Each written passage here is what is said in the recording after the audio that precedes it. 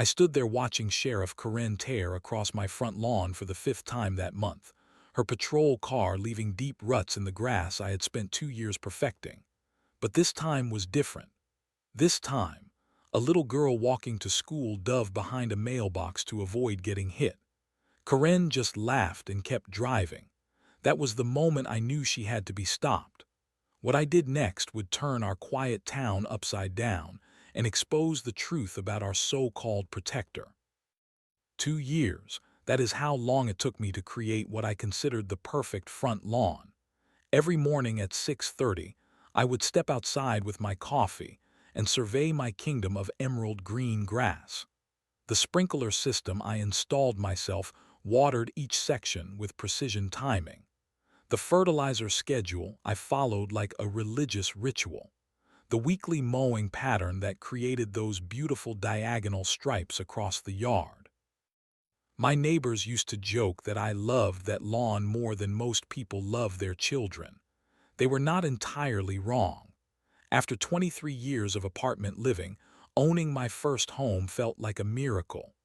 The house itself was modest, a simple 3-bedroom ranch on Maple Street, but that lawn was my masterpiece. Our neighborhood sat just 2 blocks from Lincoln Elementary School.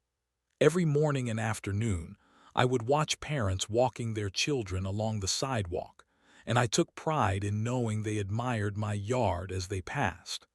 The Hendersons next door always complimented the way my grass looked. Mrs. Chen from across the street once asked for my fertilizer brand. The location near the school made our street busy during certain hours, but I never minded. Children deserve safe, beautiful neighborhoods to walk through. I believed in being part of a community where people looked out for each other and took pride in their contributions. Sheriff Karen Miller had been patrolling our area for about 6 months when this story began. I had seen her police cruiser speed past our street many times, usually racing toward some emergency call or another. She seemed professional enough during those early months. I respected law enforcement and appreciated having police presence in our neighborhood. The irony was not lost on me later. I actually felt safer knowing Sheriff Karen was nearby. Crime had always been low in our town, but having an active patrol officer gave everyone peace of mind. Parents felt comfortable letting their children walk to school. Elderly residents like Mr. Peterson felt secure taking their evening walks. I remember thinking Sheriff Karen seemed dedicated to her job. Her patrol car was always clean and well-maintained. She drove with purpose, never lingering or wasting time like some officers I had known in other towns. If someone had told me then what she would eventually do to my lawn and my life, I would have laughed at them. But looking back now, maybe there were warning signs I should have noticed. The way she drove a little too fast through residential areas. The impatient honking when school traffic moved slowly. The sharp turns that seemed more aggressive than necessary for routine patrol work. None of that mattered in those peaceful early days. I was just a man who loved his lawn, living in a quiet neighborhood, trusting that the people sworn to protect us would treat our community with respect. My biggest concern was whether to overseed in the fall or wait until spring. My biggest decision was choosing between organic and synthetic fertilizer for the next growing season. I had no idea that within a few short months, that beautiful lawn would become a battleground. I could not have imagined that the police officer I respected would become my worst enemy. And I never dreamed that my simple desire to protect my property would expose corruption that reached deep into our town's law enforcement. But that morning in early September, none of those dark clouds had appeared on my horizon. I was just a homeowner, standing in my driveway, admiring the results of 2 years of careful work, completely unaware that my peaceful world was about to be shattered. The first time it happened, I thought there must have been some kind of emergency. I was inside making lunch when I heard the screech of tires and the roar of an engine outside my front window. By the time I reached the door, Sheriff Karen's patrol car was already speeding away toward the school, leaving behind a scene that made my stomach drop. Deep tire tracks carved through my front lawn like scars across a beautiful face. The perfectly manicured grass was torn up in two parallel lines, with chunks of earth and grass scattered across the sidewalk. Mud was sprayed up onto my mailbox and the side of my house. 2 years of careful work had been destroyed in about 10 seconds. I stood there in shock, trying to process what I was seeing. The damage ran from the street, across 30 feet of my lawn, and back out to the road on the other side. She had used my property as a shortcut, cutting the corner instead of following the road like everyone else. The ruts were so deep that I could see the dark soil underneath my grass. My first instinct was to give her the benefit of the doubt. Police officers respond to emergencies all the time. Maybe there had been an accident at the school. Maybe a child was hurt and every second counted. I told myself that property damage was a small price to pay if Sheriff Karen had been racing to save someone's life. But the doubt gnawed at me as I surveyed the destruction. I decided to call the sheriff's department and ask what kind of emergency had required driving through my yard. Maybe they would offer to repair the damage, or at least apologize for the necessity of it. The dispatcher who answered the phone was polite but unhelpful. She said she would pass along my message to Sheriff Karen and have her call me back. 3 days passed with no return call. I tried again, and this time the dispatcher sounded annoyed that I was bothering them about such a minor issue. Finally, Sheriff Karen herself called me back. Her tone was cold and dismissive from the very first word.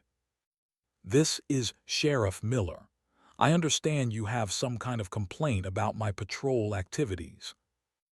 I explained the situation as politely as possible, describing the damage to my lawn and asking what kind of emergency had made it necessary to drive through my property.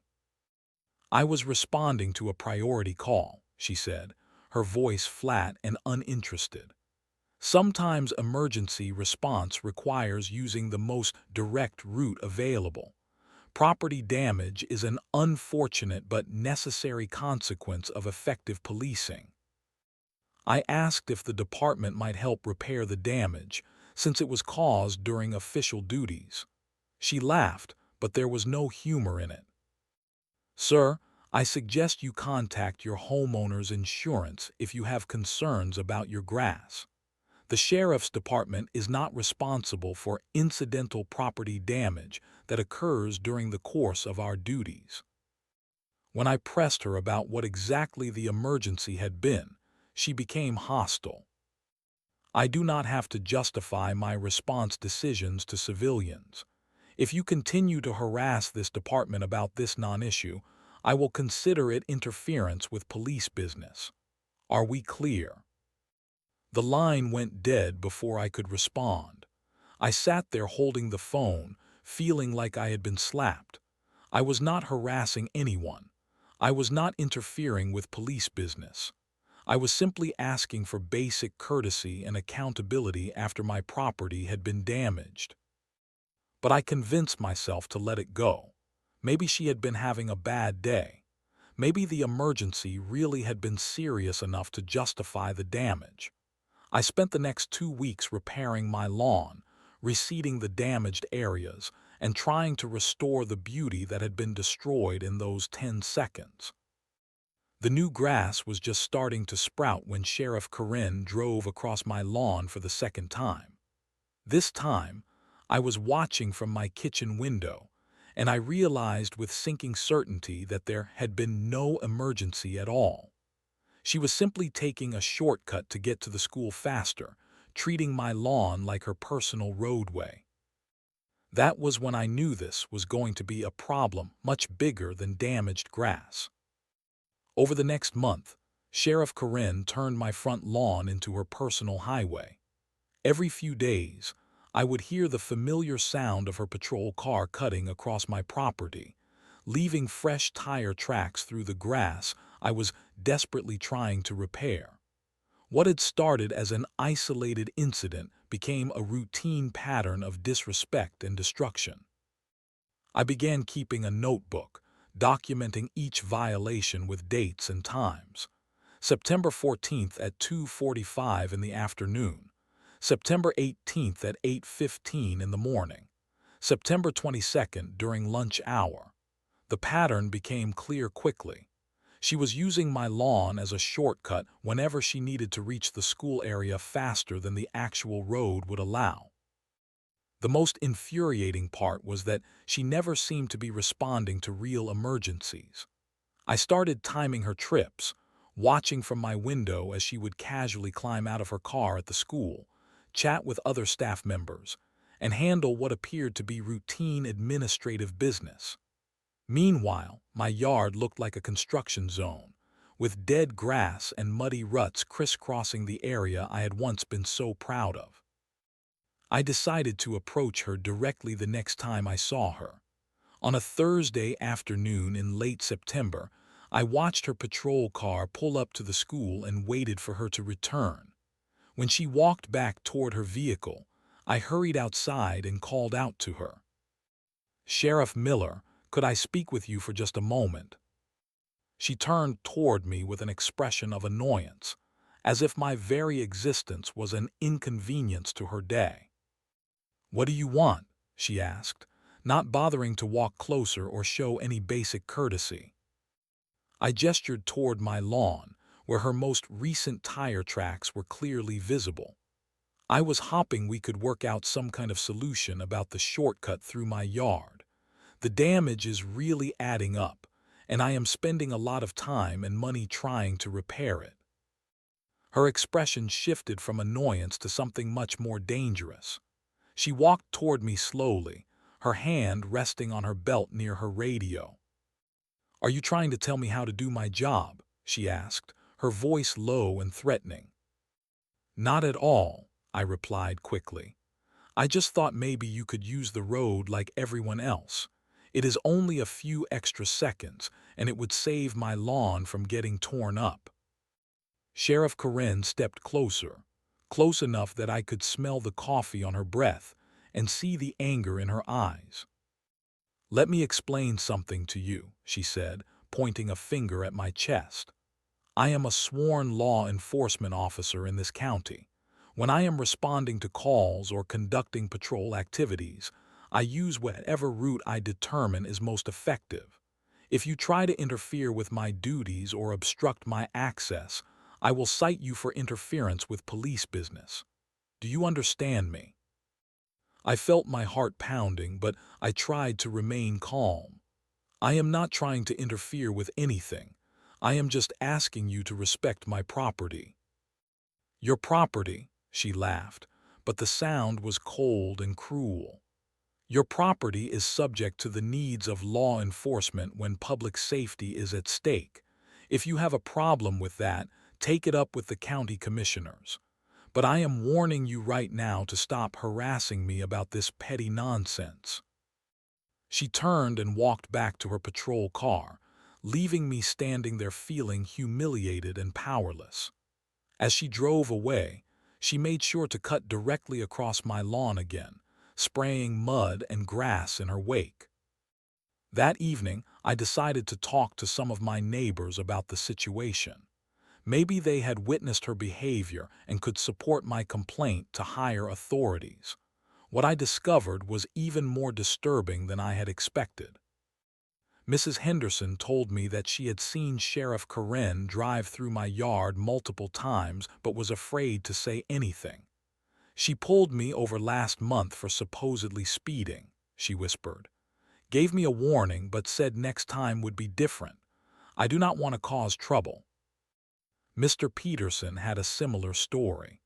She threatened to cite me for letting my dog off leash, even though he was in my own backyard.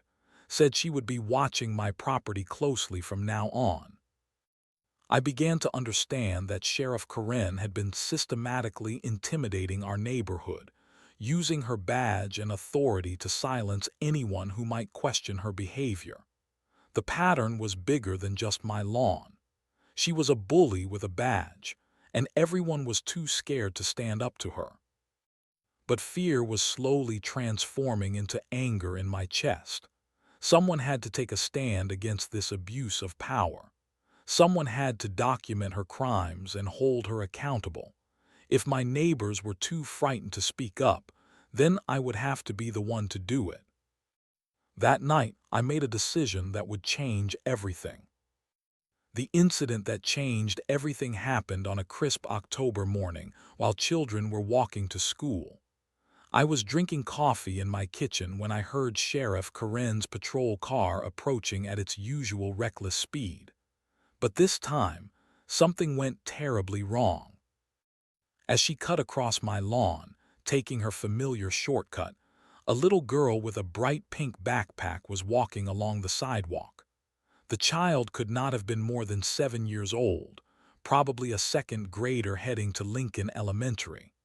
She was walking slowly, the way children do when they are not in any particular hurry, maybe looking at leaves or counting steps.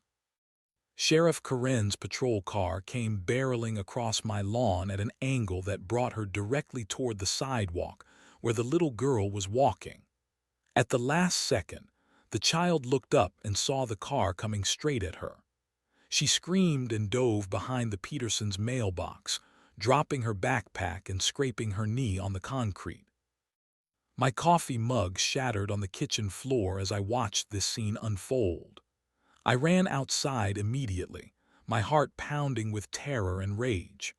The little girl was crying, blood trickling from her scraped knee, while Sheriff Karen sat in her patrol car looking annoyed at the delay.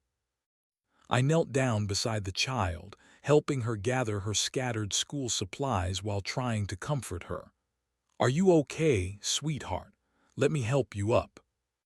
She was shaking and crying, clearly traumatized by nearly being run over by a police car. I looked around for her parents but realized she must have been walking to school alone, trusting that the adults in her community would keep her safe. Sheriff Karen finally climbed out of her patrol car, but instead of checking on the child or apologizing for the near miss, she walked over with an expression of irritation. "Is there a problem here?" she asked, as if she had not just nearly killed a 7-year-old girl. I stood up slowly, making sure to keep myself between her and the child. "You almost hit this little girl. She had to dive out of the way of your car." Karen looked down at the crying child with complete indifference. Kids need to learn to pay attention when they are walking near roadways. Maybe this will teach her to be more careful. I could not believe what I was hearing. She was not walking near a roadway. She was on the sidewalk. "You were driving across my lawn." "I was conducting official patrol business," Karen replied, her voice flat and emotionless. "If parents want their children to be completely safe, they should not let them walk to school alone." The little girl was still crying, clutching her scraped knee. I helped her to her feet and asked if she wanted me to call her parents. She nodded through her tears and gave me her mother's phone number from memory. While I was on the phone with the child's mother, Sheriff Karen got back in her patrol car and drove away. She did not check on the girl's injury. She did not apologize for the incident. She did not even acknowledge that she had done anything wrong. She simply left, as if nearly running over a child was just another minor inconvenience in her day. The girl's mother arrived within minutes, panicked and furious. After she took her daughter to get medical attention for the scraped knee, she called me to ask what had happened. When I explained about Sheriff Karen's pattern of driving across my lawn, she was horrified. "This has been going on for weeks," she asked, "and no one has reported it." I explained about the intimidation tactics Karen had been using to keep neighbors quiet. The mother listened in growing anger, then made a statement that crystallized everything for me. Someone has to stop her before she actually kills a child. That night, I sat in my living room staring at the fresh tire tracks across my ruined lawn. But for the first time since this all began, I was not thinking about grass or property damage. I was thinking about that little girl's terrified scream as she dove behind a mailbox to avoid being crushed by a police car. Sheriff Karen had crossed a line that could never be uncrossed. She had put a child's life in danger for the sake of saving 30 seconds on her commute. Her badge did not give her the right to endanger innocent people. Her authority did not excuse reckless endangerment of the children she was supposed to protect.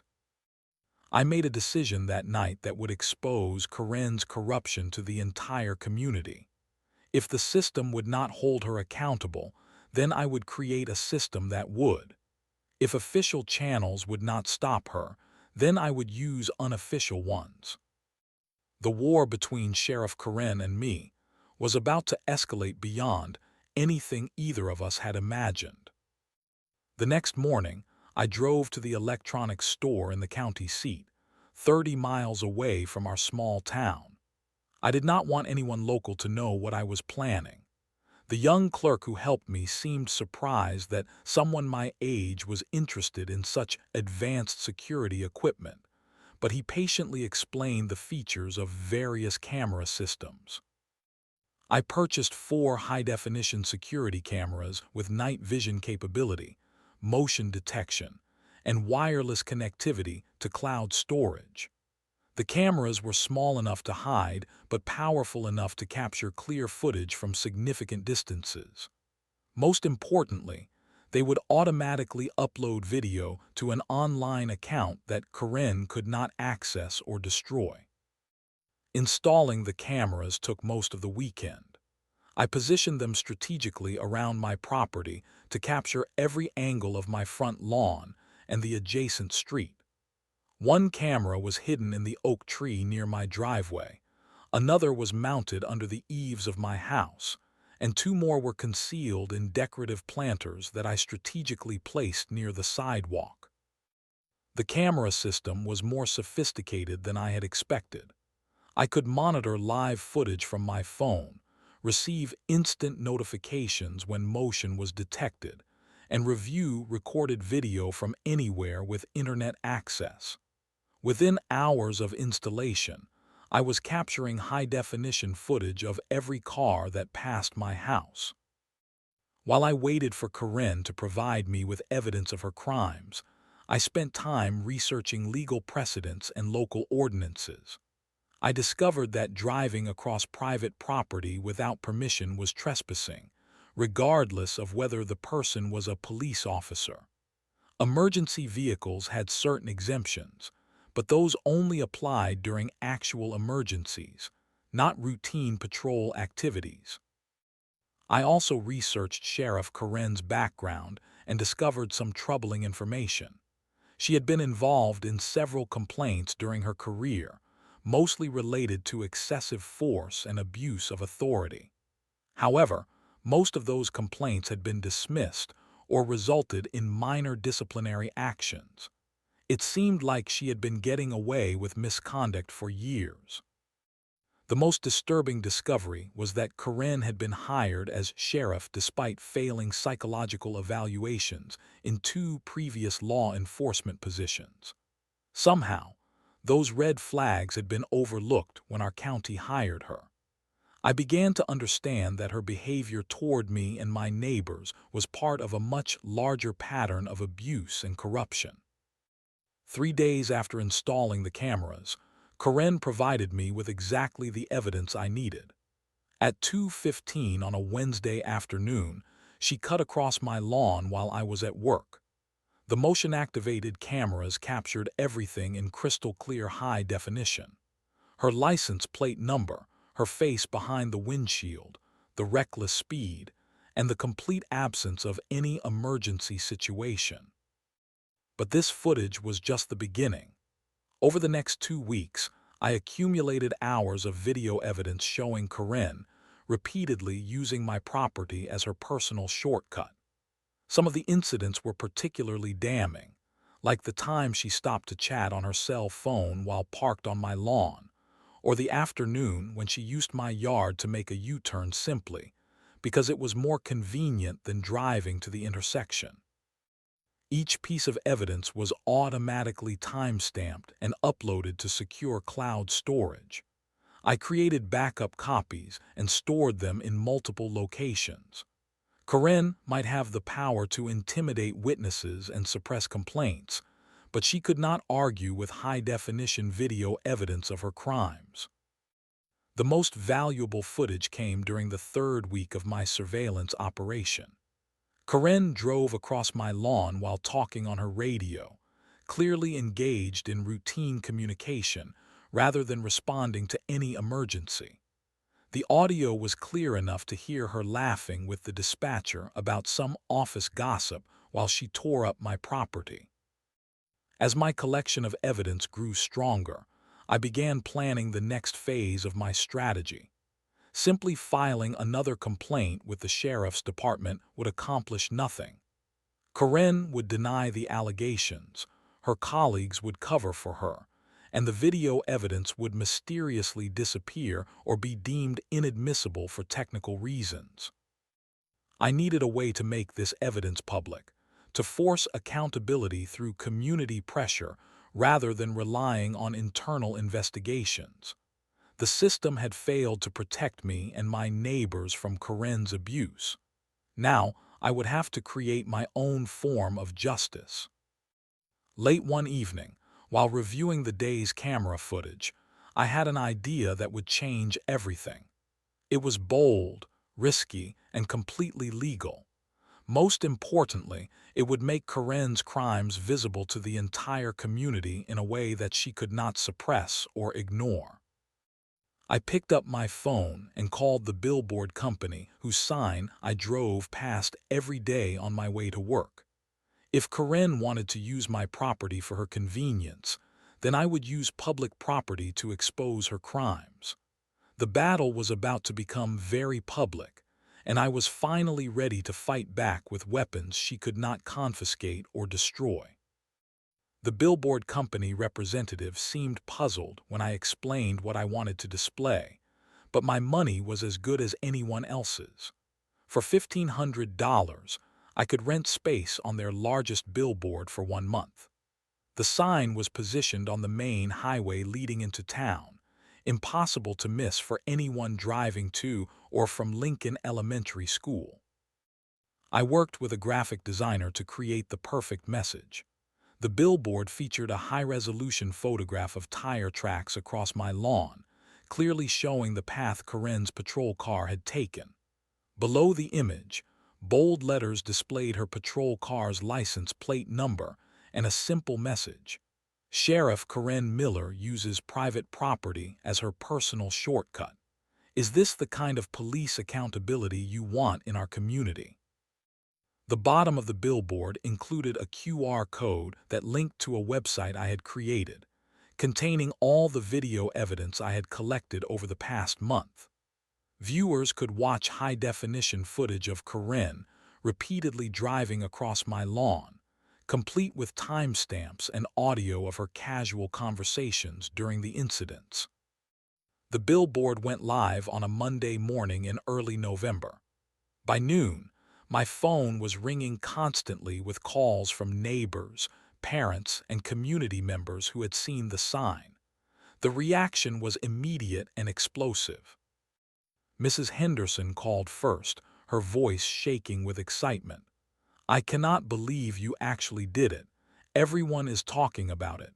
People are finally going to see what she has been doing to all of us." Parents driving their children to school were stopping to take pictures of the billboard. Social media posts about the sign began appearing within hours, shared dozens of times by community members who had their own stories about Karen's abuse of authority. But the call I was waiting for came at 3:30 that afternoon. Sheriff Karen's voice was barely controlled rage when she spoke. "You need to take that billboard down immediately," she demanded.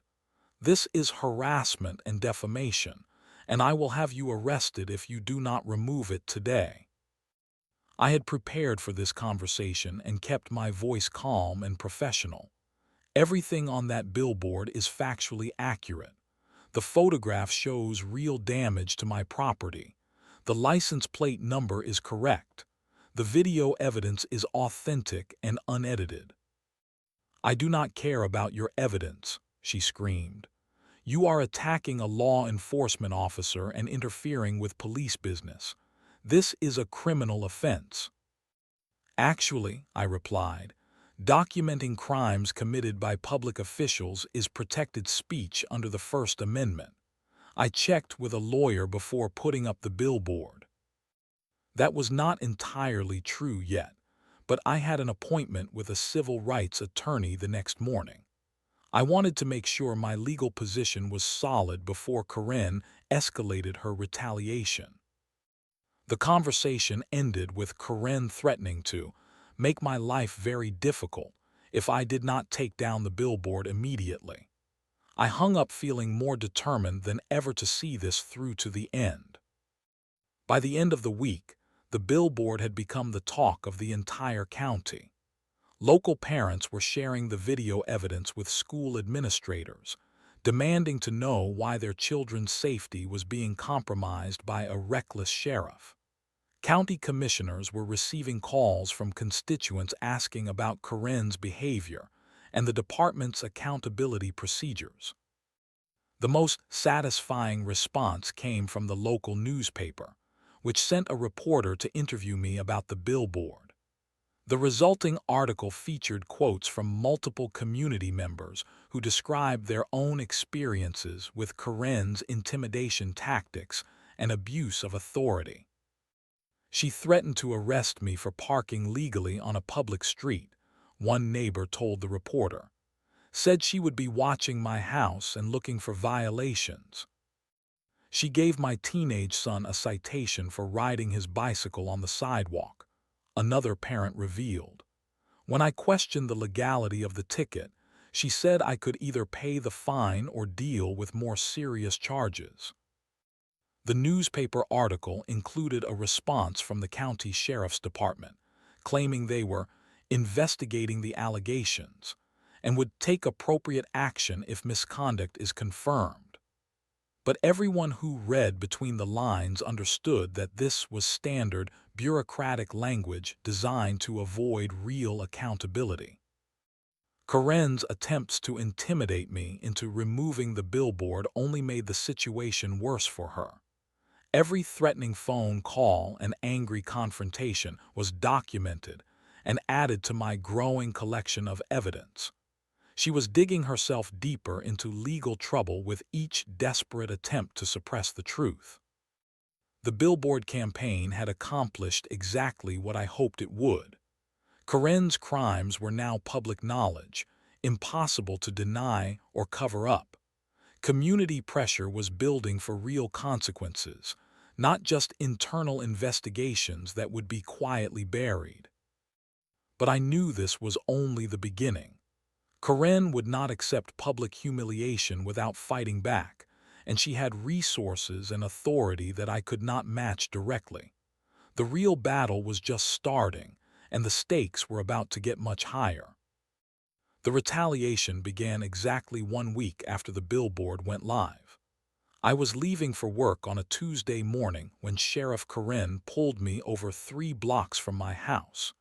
She claimed I had been speeding, even though I had been driving exactly the speed limit and had not seen her patrol car anywhere nearby. "License and registration," she demanded, her voice cold and professional, but her eyes burning with barely controlled rage. I handed over my documents, knowing this was harassment, but also knowing that any resistance would only make things worse. She took an unusually long time checking my information, clearly hoping to find some violation that would justify her actions. "Your inspection sticker expires next month," she said finally.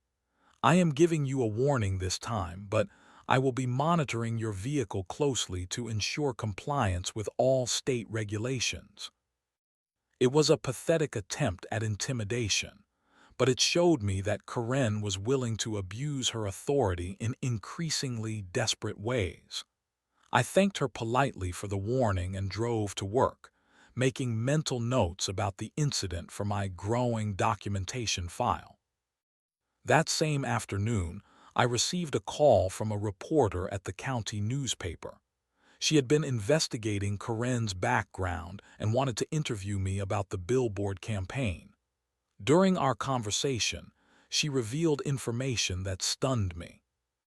Sheriff Miller has been the subject of 17 formal complaints during her 3-year tenure, the reporter explained. Most were dismissed without investigation, but the pattern of allegations is troubling.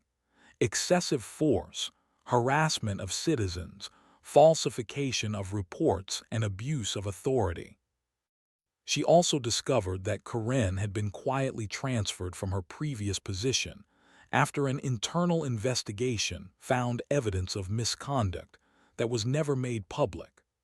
Our county had hired her despite knowing about these red flags, apparently desperate to fill the sheriff position after the previous officer retired unexpectedly. The newspaper article that resulted from this investigation was devastating for Karen's credibility. It revealed not only the complaints against her, but also the county's negligent hearing practices and failure to properly supervise a problem officer. The headline read, "Local Sheriff's History of Misconduct Raises Questions About County Oversight." Community reaction to the article was swift and decisive. Parents organized a petition demanding Karen's removal from office. County commissioners faced growing pressure to take action. The state attorney general's office announced they were reviewing the situation for potential civil rights violations. But Karen was not finished fighting. 2 days after the newspaper article was published, she appeared at my door with a citation for maintaining an attractive nuisance on my property. She claimed that my security cameras were positioned in a way that could distract drivers and cause accidents. "This is a safety violation that carries a $500 fine," she announced, handing me the official citation. "If you do not remove those cameras within 72 hours, I will issue additional citations and possibly seek criminal charges." I knew this was complete fabrication, but I also knew that fighting it would require time and money I might not have. Karen was using her position to create legal problems for me, hoping to exhaust my resources and force me to back down. That evening, I called the civil rights attorney I had consulted earlier. He listened to my description of Karen's escalating harassment and made a recommendation that surprised me. "We need to file a federal lawsuit immediately," he said. "Her pattern of retaliation against you for exercising your First Amendment rights is a clear violation of your civil liberties. We can seek damages and an injunction to stop her harassment." The lawsuit was filed the next Monday morning, alleging that Karen had violated my constitutional rights through a campaign of harassment and intimidation designed to suppress my protected speech. The legal filing included all of my video evidence, documentation of her retaliatory citations, and testimony from neighbors who had witnessed her abuse of authority. The federal court filing made front-page news in both the local and regional newspapers. Karen's behavior was now the subject of multiple investigations: internal affairs review, state attorney general inquiry, and federal civil rights lawsuit. The web of accountability was finally closing around her. The most satisfying development came when other community members began coming forward with their own stories. The newspaper received dozens of calls from citizens who had been harassed, intimidated, or abused by Karen, but had been too afraid to speak up before. Mrs. Peterson revealed that Karen had threatened to have her house condemned over minor code violations. Mr. Garcia described being pulled over 6 times in 2 months for imaginary traffic violations.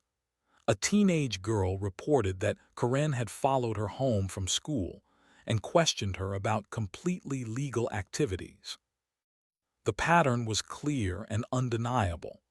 Karen had been systematically abusing her authority to terrorize our community, using fear and intimidation to silence anyone who might challenge her behavior. But the Billboard campaign had broken that cycle of silence and fear.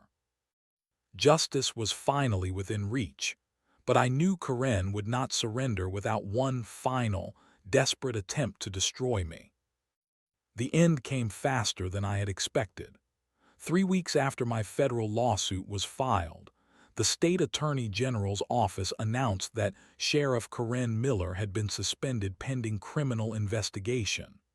The charges included official misconduct, harassment, falsification of police reports, and violation of citizens' civil rights. Karen's suspension was followed immediately by a thorough audit of her activities as sheriff. Investigators discovered evidence of misconduct that went far beyond what I had documented. She had been falsifying overtime records, using county resources for personal business, and systematically targeting citizens who had filed complaints against her. The internal affairs investigation revealed that Karen had suppressed at least 37 citizen complaints during her tenure, either by intimidating complainants into withdrawing their statements or by filing false reports that minimized her misconduct. The pattern of corruption was so extensive that the state had to assign a special prosecutor to handle the case. My federal lawsuit was settled out of court for $75,000, with the county agreeing to implement new oversight procedures for law enforcement accountability. The settlement also included a formal apology from the county commissioners and a commitment to provide sensitivity training for all deputies. But the most satisfying resolution came when Karen faced criminal prosecution. She was convicted on 4 felony counts and sentenced to 18 months in prison, followed by 3 years of probation. The judge specifically noted that her abuse of authority had violated the sacred trust between law enforcement and the community. As part of her sentence, Karen was required to perform 300 hours of community service, including landscape maintenance work for the county parks department. The irony was not lost on anyone when she was assigned to repair damaged grass and gardens that had been neglected by budget cuts. I used part of my settlement money to hire a professional landscaping company to completely restore my front lawn. They installed new sod, improved the irrigation system, and created a more beautiful yard than I had ever achieved on my own. The lawn became a symbol of renewal and justice, proof that sometimes standing up to bullies can create positive change. The Billboard campaign had accomplished far more than I originally hoped. Not only had it exposed Karen's corruption, but it had inspired other community members to speak up about abuse of authority. The county implemented new procedures for handling citizen complaints, installed dashboard cameras in all patrol vehicles, and established an independent oversight board for law enforcement. The most meaningful outcome was the change in our community's relationship with law enforcement.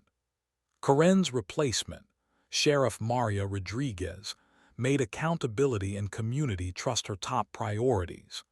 She held monthly town hall meetings, established a citizen advisory committee, and created transparent procedures for handling complaints. 6 months after Karen's conviction, I received a letter from the little girl who had nearly been hit by the patrol car that October morning. Her mother helped her write a thank you note expressing gratitude for standing up to the sheriff who had scared her so badly. Thank you for making sure the mean police lady cannot hurt kids anymore, the letter said in careful second-grade handwriting. My mom says you are a hero because you were not afraid to do the right thing. That letter meant more to me than the settlement money or the media attention or the satisfaction of seeing Karen face consequences for her crimes. It reminded me why I had fought this battle in the first place, to protect innocent people from abuse of authority, and to ensure that those sworn to serve and protect actually lived up to those ideals. The billboard came down after its paid month was over, but its message had permanent impact. Karen's conviction was reported in newspapers across the state, serving as a warning to other corrupt officials that citizens will not tolerate abuse of power indefinitely. I kept one piece of video footage from my security cameras as a reminder of how this all began. It shows Karen's patrol car cutting across my perfect lawn for the first time, destroying 2 years of careful work in 10 seconds of selfish disregard. But now, instead of making me angry, that footage makes me proud. It reminds me that sometimes ordinary citizens have to take extraordinary action to protect their communities from those who abuse their authority. It reminds me that standing up to bullies, even those with badges and legal authority, is not only possible but necessary.